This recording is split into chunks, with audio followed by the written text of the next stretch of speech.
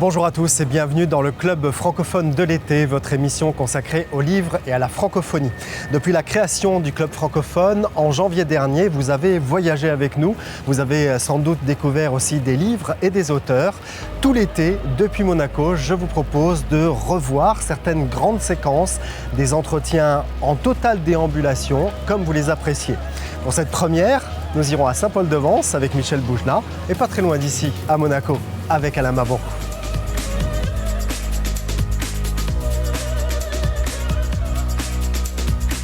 C'est un écrivain qui s'est fait une place dans le monde de la littérature francophone. Alain Mabanckou a publié une trentaine d'ouvrages. Il a été couronné par de nombreux prix internationaux, dont le prix Renaudot, le Grand Prix de l'Académie française ou encore le prix Prince-Pierre de Monaco. Nous l'avons emmené donc pas très loin d'ici pour parler de son nouveau roman du côté de la place du Casino, ici à Monaco.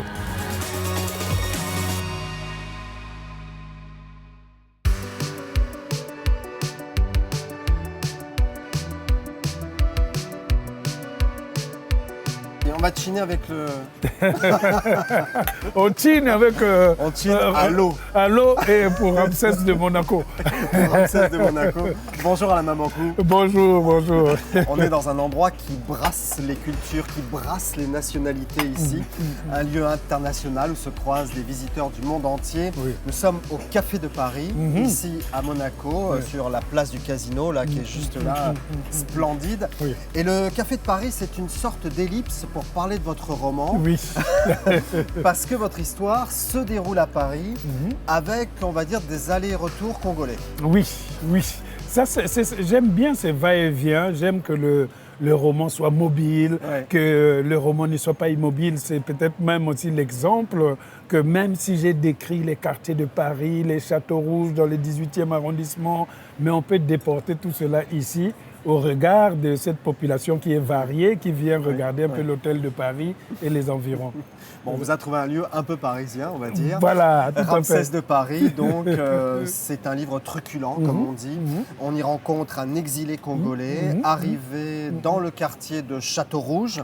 C'est un quartier très populaire, on est très loin ici du quartier Château-Rouge. Et il échange avec un réceptionniste nommé Ramsès. Et on va très vite osciller comme ça entre le rêve et la réalité, parce qu'il va raconter des histoires. On ne sait pas si c'est vrai. Ramsès va raconter son expérience aussi. Tout se mélange, tout est flou, tout est fictif.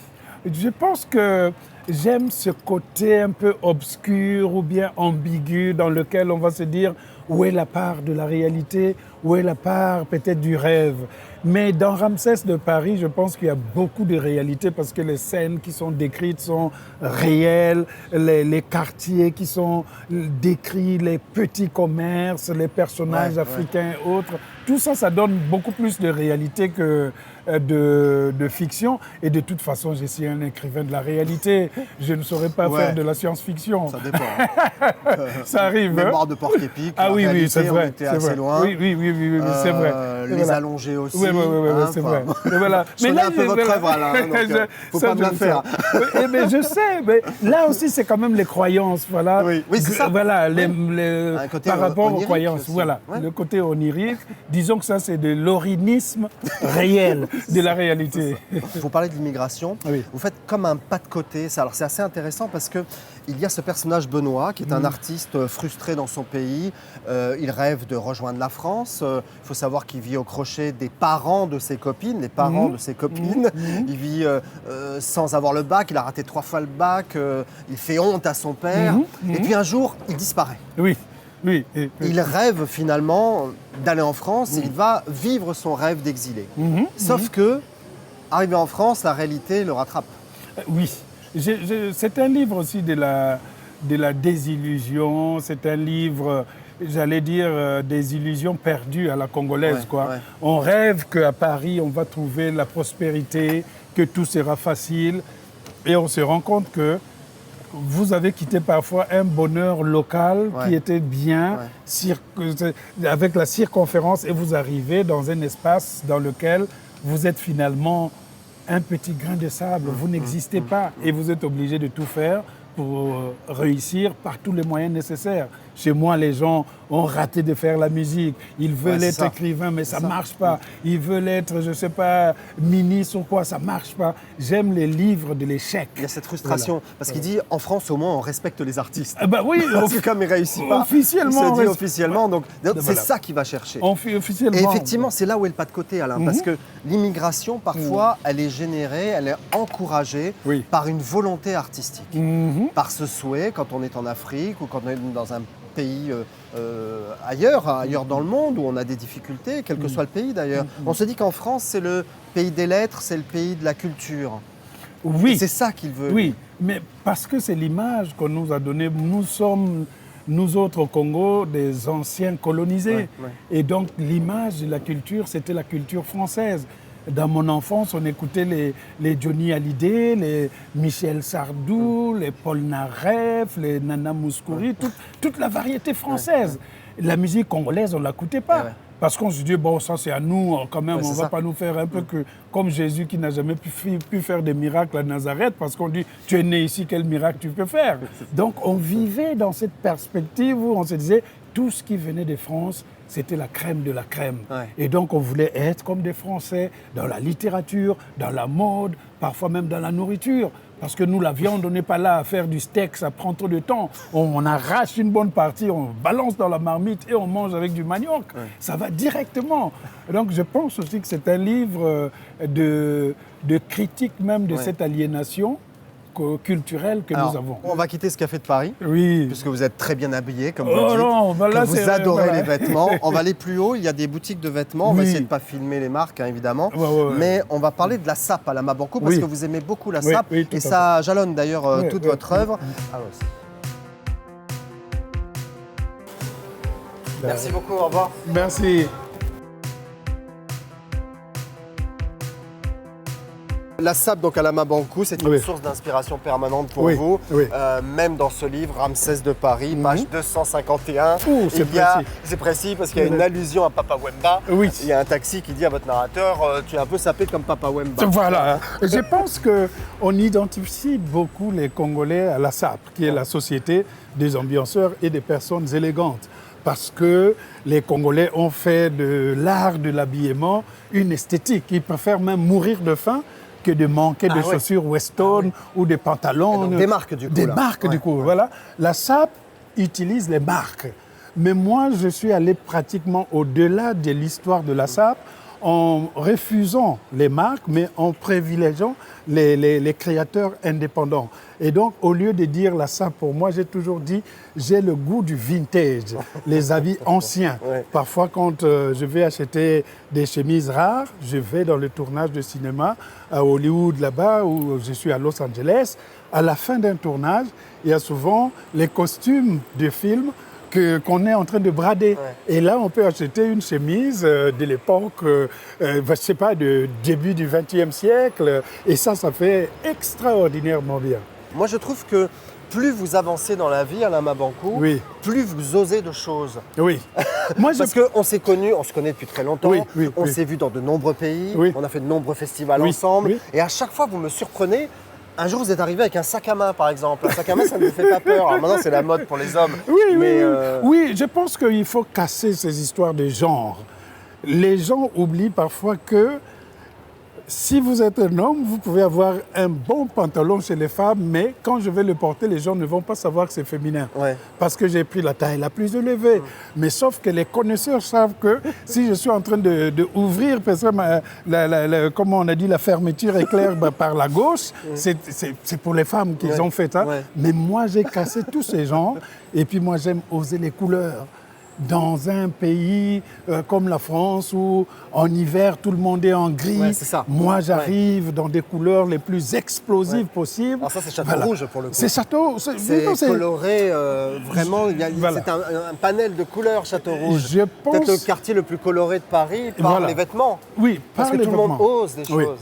Et je pense aussi que quand vous êtes habillé avec des couleurs vives, autour de vous dispensez la joie de vivre. Ouais, c'est vrai. Les gens, comme si l'œil était fatigué de la monotonie, des ténèbres, et la lumière jaillit, et tout le monde vous reçoit avec un grain de sourire en disant « Oh, vous aimez bien les couleurs », etc., etc. Et au fond, je suis presque même prisonnier de mes propres choix. Parce que le jour où je décide d'être comme Emmanuel Kera, d'une belle veste comme ça, bleue, les gens vont dire « Mais monsieur Mabankou, qu'est-ce qui s'est passé? Vous n'avez plus ces couleurs. Il y a un problème dans la vie. » Donc je suis obligé d'être moi-même ce personnage que j'ai inventé. Et c'est peut-être aussi ça la mode. On va terminer avec les portraits des grandes personnalités que vous avez écrits, Alain Mabankou, avec Baldwin, par exemple, dans Lettre à Jimmy, Angela Davis récemment. Vous avez besoin aussi de ces phares pour rester connecté avec le monde, pour ne pas être trop dans la fantaisie, dans la rêverie. Parce que c'est assez confortable, finalement, la fantaisie. Je pense que ça, c'est mon côté aussi pédagogique. J'aime bien mettre en valeur les personnalités qui ont concouru à notre bonheur, à notre existence en tant qu'être humain. C'est pour ça que quand vous citez James Baldwin, ça me fait plaisir parce que c'est quelqu'un qui m'a appris à être fier de moi. Mais il y a d'autres femmes encore comme Angela Davis pour lesquelles j'admire le courage, j'admire les analyses sur les sociétés contemporaines. Donc c'est aussi une manière pour moi de rendre hommage à ces personnages très importants qui constituent une sorte d'universalité culturelle. Voilà. Et de vous reconnecter, finalement. Et de me reconnecter. Parce que vous êtes un peu foufou dans votre tête. Il y a la folie. La folie, c'est le commencement de la création. C'est ça. Ah oui, les gens vous avez l'esprit plein de couleurs. Et j'ai l'esprit plein de couleurs et ces couleurs parfois créent l'arc-en-ciel. Voilà, l'harmonie des couleurs. Et l'écrivain et poète portugais Pessoa, que vous aimez beaucoup, disait que la littérature est la preuve que la vie ne suffit pas. Il avait raison. Il avait raison. Il avait raison et il avait raison aussi d'écrire le livre de l'intranquillité. Parce qu'un créateur doit vivre dans cette sorte d'intranquillité créatrice. Et c'est ça. Moi, j'aime être intranquille dans ce que j'écris, intranquille dans ce que je mange, intranquille dans ce que je porte. On va rester dans cette intranquillité dans le club francophone. Merci beaucoup Alain Mabankou d'avoir participé à cette nouvelle émission. Merci. Vous êtes un fidèle depuis des années. Merci On s'accompagne mutuellement et j'en suis très heureux. À bientôt Alain. Merci et bonne chance. Merci beaucoup.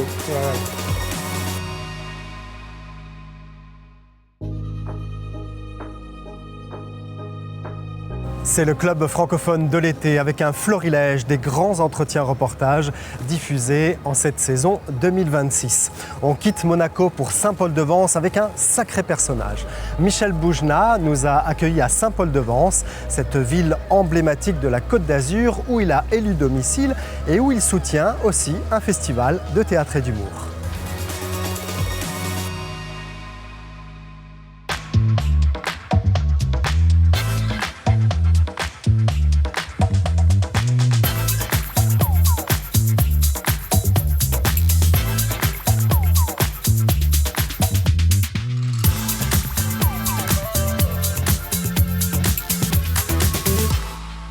Ici, à Saint-Paul-de-Vence, il y a eu de nombreux artistes. Nous recevons un comédien, humoriste, conteur, réalisateur, un homme plein de vie et de mélancolie aussi. Bonjour Michel Boujna. Bonjour. Merci beaucoup de nous recevoir ici à Saint-Paul-de-Vence. Vous êtes chez vous ici. Exactement. Vous vivez là en partie. Chez moi. Si je veux, je peux vous interdire tous. C'est vrai? Oui, oui. Vous avez ce pouvoir-là encore? Oui, je fais tout. Si je suis le roi. Ouais. C'est évidemment pas vrai, mais je peux. Laissez-moi le croire. Toujours avec humour, Michel. L'humour, c'est le centre de votre vie, j'ai lu ça. Ben, on peut pas vivre une journée où on rit pas, c'est une journée perdue. Mais vous vous considérez toujours comme humoriste ou plutôt comme un comédien pluridisciplinaire, un écrivain aussi peut-être? Alors vous êtes à Saint-Paul-de-Vence, il faut savoir qu'à Saint-Paul-de-Vence, il y a eu de nombreux écrivains, certains sont morts ici d'ailleurs, je vous souhaite pas, enfin en tout cas le plus tard possible. James Baldwin, qui est mort ici en 87. Vous vous sentez l'âme d'un écrivain parce que vos textes, ils sont très écrits quand même. Oui, mais je suis d'abord quelqu'un qui habille tout avec de l'humour. Ouais. Donc, on peut me définir comme ça. Et quel que soit le mode d'expression que je vais choisir, l'écriture, la scène, le cinéma, je vais essayer de faire rire, parce que si je ne fais pas rire, alors ça n'a aucun intérêt. C'est quand on rit des choses qu'on est sérieux. Et c'est comme ça qu'on avance. Alors je vous parle d'écriture parce que quand on regarde Les Magnifiques, quand on lit votre livre aussi, vous aviez publié un livre en 85 sur Les Magnifiques, avec tous ces personnages, moi j'ai toujours eu le sentiment que c'était écrit comme un roman. Ça aurait pu être un roman, sauf que vous dites, vous, moi j'écris un peu comme un conteur mes spectacles. Mais avec tous les personnages qu'il y a, c'est un vrai roman, Les Magnifiques. D'ailleurs, vous ne l'avez jamais lâché, ce roman-là? Non, puisque j'en ai fait plusieurs versions, que c'est comme un feuilleton, presque, dans ma vie. Mais je suis d'abord un conteur, et puis vous ne pouvez pas enlever ma voix de mon écriture. Ouais. Et vous ne pouvez pas enlever mon écriture de ma voix. Ouais. Ça marche dans les deux sens. Donc c'est pour ça que ça va devenir un film, pour une raison, au fond, assez simple. Tant que je joue, ils sont vivants. Le jour où j'arrête de jouer, ils meurent. Il faut les entretenir. Le cinéma va me permettre de sortir de ce cercle infernal. Vous allez les figer, c'est ça? Oui, c'est terrible, d'ailleurs, parce que le cinéma, c'est la preuve de l'absence. Ouais. C'est-à-dire que quand le film va sortir, moi, je serai déjà ailleurs. Si mes enfants sont contents de voir ça, ou si les enfants sont contents de voir ça, les enfants de mes enfants, et que c'est un document à la fois artistique et presque historique sur des gens qui sont en train de disparaître, je suis content. Mais moi, je le fais pour moi. Ouais. Mais vous préférez le théâtre. Vous étiez comment quand 3 hommes et un couffin arrive de Colin Serrault, après Lévi et Goliath aussi, formidable film de Gérard Houry. Vous étiez comment à ce moment-là? Parce qu'on ne vous a pas trop vu au cinéma par la suite. Ben non, parce que moi, je préfère la scène. J'ai refusé beaucoup de choses. Et puis, à force de refuser, après, ils ne sont plus venus me chercher. Ils m'ont dit, celui-là, il ne veut pas. Oui, c'est ça. Maintenant, si on me demande ce que je préfère, c'est 1, jouer sur scène, 2, écrire, 3, être metteur en scène au cinéma. Parce que quand je suis metteur en scène au cinéma, je fais tout. Ouais. Je joue tout. Je suis tous les rôles. C'est comme si j'étais sur scène. Et l'écriture, ça nourrit votre vie. La littérature, vous dites que ça a nourri votre vie. Tout le temps. Ça a changé ma vie. Quels sont les livres qui vous ont illuminé? Il y a les livres et la peinture qui ont changé ma vie. Il y a des livres qui ont changé votre vie? Ah bah bien sûr. Lesquels? 100 ans de solitude. Les Valeureux. Solal. Albert Cohen. Mais il y a aussi Hermann Hesse qui m'a beaucoup marqué. André Schwarzbach aussi, Le Dernier des Justes. Le Dernier des Justes, ça a été fondamental parce que ça a été la première fois. Parce que c'était la première fois que je me retrouvais devant un public qui était le public de ma classe, où je racontais quelque chose. Et c'est marrant parce que c'était pas drôle. Non. On va rappeler juste qui est André Schwarzbach. Il a le prix Goncourt en 1959 avec ce livre-là. C'est un ancien résistant, famille de déportés. Et il va démontrer que le peuple juif ne sera jamais dans la violence, malgré toutes les violences qu'ils subissent. Ils sont dans une forme, non pas d'acceptation, mais en tout cas de paix. Ouais. Voilà. Hélas, c'est pas... C'est un sujet vraiment très douloureux pour moi, tout ça, surtout aujourd'hui. Mais ce livre m'a beaucoup marqué et je l'ai raconté à ma classe. Et quand je l'ai raconté à ma classe, tous les élèves sont venus me voir en me disant « mais c'est génial quand tu racontes ». Et j'ai découvert ce jour-là que, j'adorais raconter, mais ça je le savais plus ou moins, mais je racontais des conneries. Mais j'ai découvert que j'avais cette capacité. Parce que j'étais très mal considéré à l'écrit, parce que j'étais nul en orthographe. Vous savez, quand j'écrivais courir, par exemple, comme je ne savais pas s'il y avait 1 R ou 2 R, j'en mettais 3. Comme ça, la personne disait « ah, ce garçon a de l'humour ». Il ne savait pas que j'étais nul. Et j'ai commencé à déguiser les choses comme ça. J'ai toujours déguisé les choses. Donc, mais l'écriture a joué un rôle, évidemment. Les livres, Les Misérables. Quand j'ai découvert Les Misérables, quand j'ai découvert Victor Hugo, quand j'ai découvert Balzac, quand j'ai découvert Alexandre Dumas, toute la littérature, ça m'a fait rêver. Et donc, mais ça vous a aidé aussi dans votre vie à sortir de cette petite mélancolie? Énormément. Votre mère, on parlait d'ailleurs de votre mélancolie. Je sais que c'est un sujet toujours sensible pour vous, mais il y a la figure de la mère dans toute votre œuvre, Michel Boujna. Oui. Elle est présente, elle est encore présente. Et vous alliez au cinéma avec elle en tête-à-tête, comme vous dites, tous les deux. Est-ce que vous avez fait ce métier pour la rendre fière de vous? Non. Parce que vous dites qu'un comédien joue toujours pour le regard de quelqu'un. Ça, c'est sûr. Mais je pense que c'est pas pour le regard de ma mère, parce que le regard de ma mère, je l'avais. Ouais. C'est plus pour le regard de mon père que j'avais moins. Ouais. Les raisons pour lesquelles on fait les choses qui nous dépassent, elles sont multiples. C'est très mélangé. Il faut aller au bout de ses rêves, sinon ça n'a aucun intérêt. Et j'ai une chance formidable. Je peux le faire. Enfin, à peu près. Vous vous rendez compte la chance que j'ai. Et malgré ça, je passe mon temps à me plaindre, vous vous rendez compte? Mais ça, vous avez toujours fait ça. Oui, parce vous que êtes un chouineur, Michel. Ouais, un chouineur méditerranéen. Ouais, exactement. Ouais. Mais je dis souvent que si j'arrête de me plaindre, je suis au chômage. C'est mon essence. Bon, vous êtes parrain d'un festival qui a commencé cette année, ici à Saint-Paul-de-Vence, les Remparts du Rire.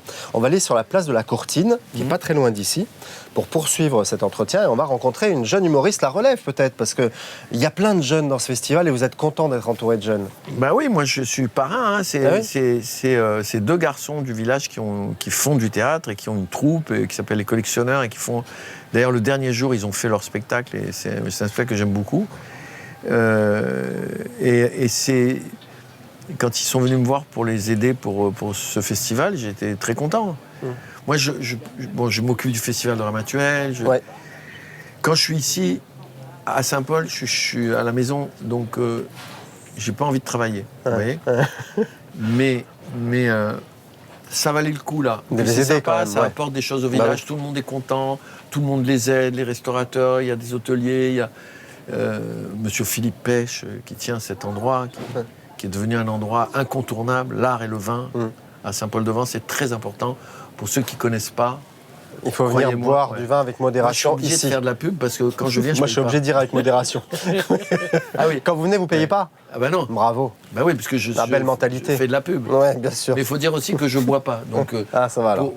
Si c'est des verres d'eau comme ça va. Pour le garçon qui tient l'endroit, c'est très économique. Je suis une agence publicitaire, mais gratos. On y va. Par contre, c'est un endroit où on se retrouve tous ici et c'est très agréable. On y va? Parce que l'heure tourne. Oui, l'heure tourne. Allez, je buvez un verre d'eau, on va place de la Courtine, dans ce club francophone avec Michel Bougenat, ici à Saint-Paul-de-Vence. Allons-y.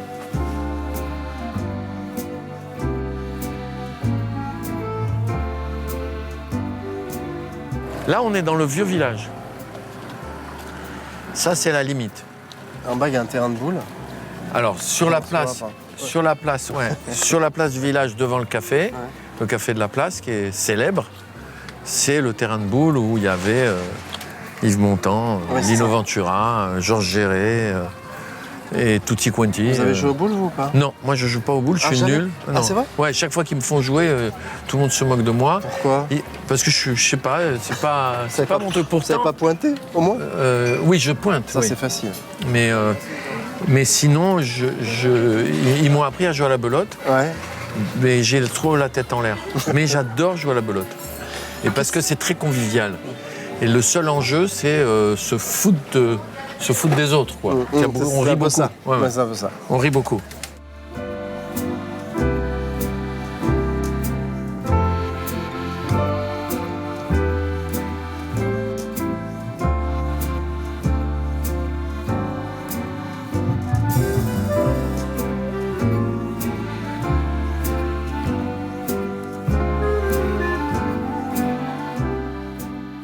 Donc on arrive, place de la Courtine.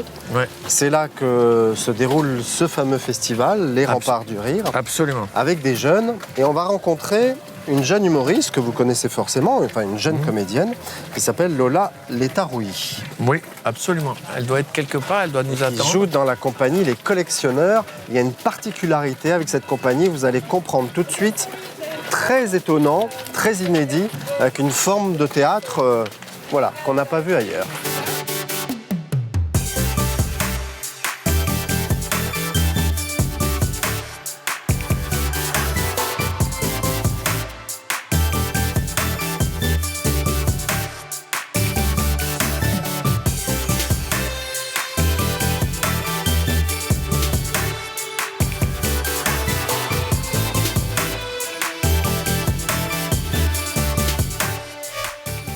Alors il y a une particularité avec cette compagnie Les Collectionneurs, c'est que vous proposez un menu. Oui. On est dans un théâtre, il y a un menu avec des grandes œuvres de la littérature et on choisit. Exactement. Avec une entrée, un plat, un dessert. Exactement. Comment ça fonctionne ça? Eh bien en fait le spectateur il a tablé comme au restaurant et il a son menu entre les mains Ouais. qui lui indique donc toutes les propositions qu'il a, qu'il va pouvoir faire, tous les choix. Et donc du coup il va pouvoir choisir une entrée parmi notre sélection. Il y a 3 sélections d'extraits d'œuvres, donc il pourra choisir son entrée. Donc c'est simple, comme au restaurant, le serveur qui est sur la scène va demander à l'assemblée si quelqu'un a fait son choix, quelqu'un lève la main. Ah voilà, c'est ça. Exactement. Faut qu'il y Et ait des donc volontaires. on désigne un volontaire qui va lever la main et qui pourra choisir une entrée parmi les 3 propositions. C'est pas tout le public en fait qui Non, choisit un plat malheureusement, parce qu'on non. s'en sort pas. Non, Il y a non, une non. personne différente à chaque Ouais. étape du menu en fait. Vous êtes obligé Exactement. d'aller dans les petites salles du coup. Ah bah Non, pas ça, forcément. Pas c'est forcément. adapté partout. Après ça marche très bien dans un cadre intimiste. Ouais. Mais après c'est comme un restaurant, vous avez des grandes terrasses qui font 300 couverts et Ouais. vous avez des petits restaurants Ouais, c'est avec 4 tables Quel est votre meilleur souvenir? Vous avez un souvenir particulier?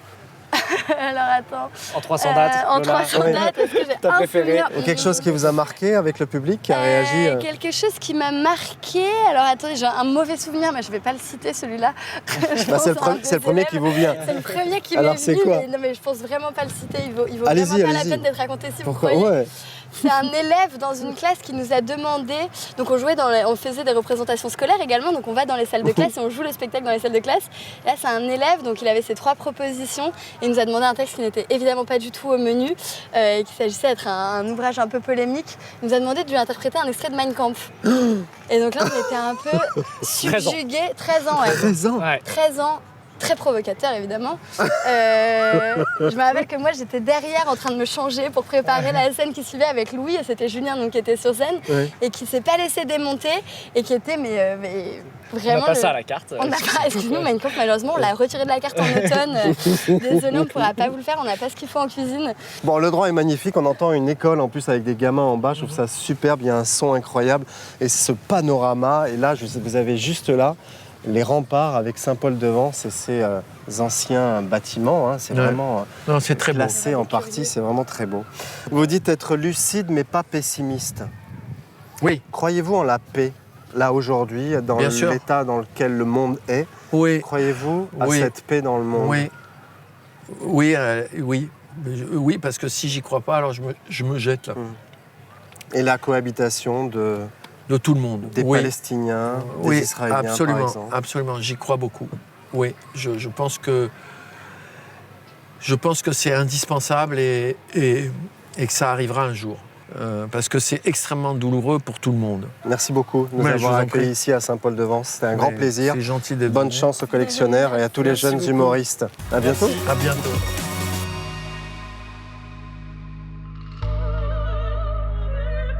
Voilà, c'est la fin de cette émission dans la chaleur de l'été. Merci de nous avoir suivis.